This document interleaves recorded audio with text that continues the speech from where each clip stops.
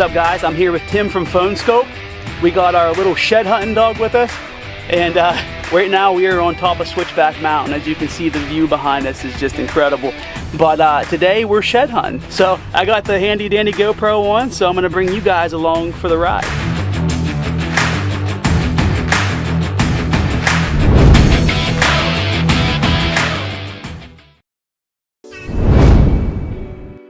What's up, guys? I want to give you 7 tips today on how it make it easier for you to find sheds when you're in the field. You'll become a shed hunting machine.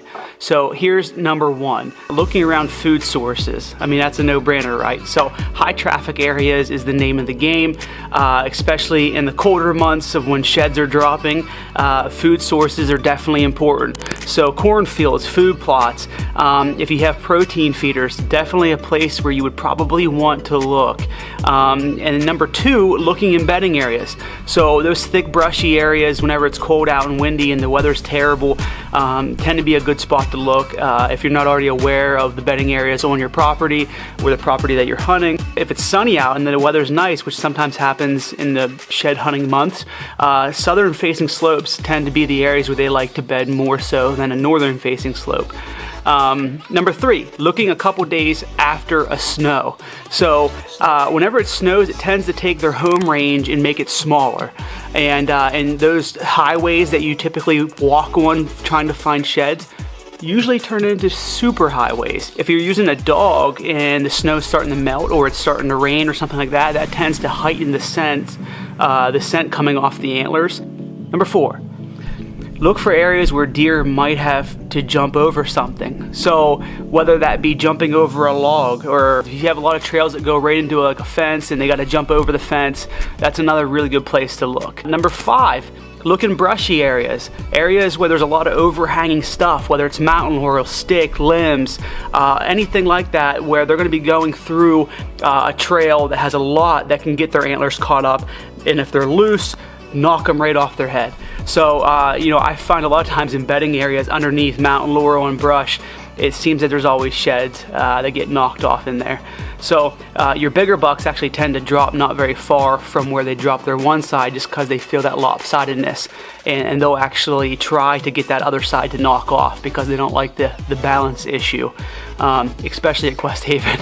So number 6, don't mess everything up for the next year. So this is kind of a topic that some people have strong opinions on. They say if you're going to walk on the trail, do not walk on the trail is actually what they say. They say step off to the side and walk along the trail, where other people say that's craziness. If you're a couple feet from the trail, they're going to smell you anyways.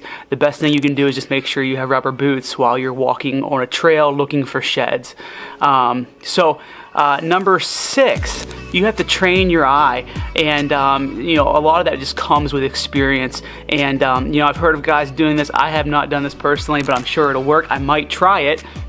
They'll take some sheds from past years, they'll go out in the woods, and they'll take them and throw them over their head in different directions, and they'll walk away. They'll come back sometime later, and they'll try to find those sheds that they threw and try to forget about, and not being able to see where they landed. And what they do is, after finding them and seeing them in the leaves and things like that, eventually it trains your eye that whenever you're actually shed hunting for sheds that you've never found before, it's easier for your eye to pick them up. Yes! So that's 7 of our tips that we want to give you from Quest Haven. The sheds that Tim and I found were both left sides. We have an 8-point main frame, well, if they were together, and then we have a 10-point main frame. Both very typical, very similar in their coloring. Their coloring is almost exactly the same. It's almost spot on. But one of these, I can't remember which one, but I'm going to look here. One of them was a little bit more fresh than the other, just because there was a lot more hair. There wasn't any blood, so I wouldn't guess that these fell anytime soon, but I would say a couple weeks ago, each of them. So that's all we found. We didn't cover a huge area at Switchback just because of time, but we are going to come out with another video here in the future, maybe with some more tips for you guys. We've been looking for sheds for probably a couple hours now. The issue is, man, there's one heck of a storm starting to come our way. So, I don't know about you, but I don't want to get wet today. Not today. No, dude. Good.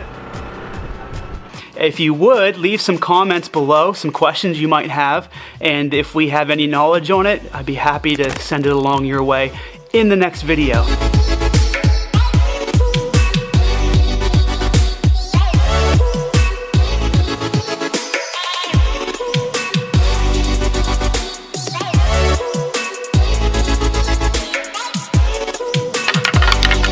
They might make good rally antlers.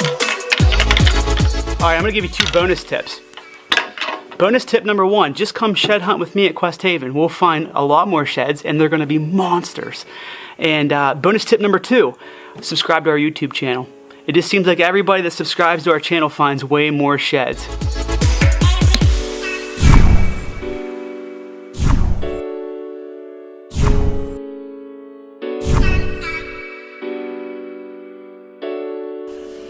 You still there?